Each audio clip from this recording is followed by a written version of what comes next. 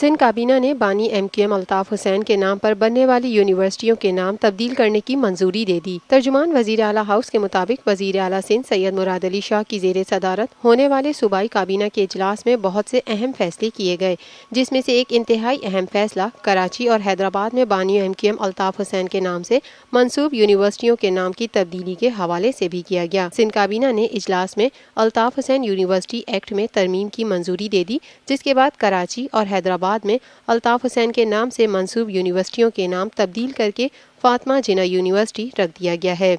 सूबाई काबीना की मंजूरी के बाद सिंध असेंबली से भी अल्ताफ हुसैन यूनिवर्सिटी का नाम तब्दील करने की मंजूरी ली जाएगी। सूबाई वजीर सिकंदर मेंद्रो का कहना था कि इदारे और शाहराहें मुहिब्बे वतन शख्सियात के नाम से मंसूब होनी चाहिए। जो शख्स मुल्क के खिलाफ बातें कर रहा हो उनके नाम से कोई इदारा मंसूब नहीं हो सकता। बानी MQM ने मुल्क की सालमियत के खिलाफ अल्फाज इस्तेमाल किए थे और जो पाकिस्तान के खिलाफ बात करे उसे अहमियत नहीं देनी चाहिए।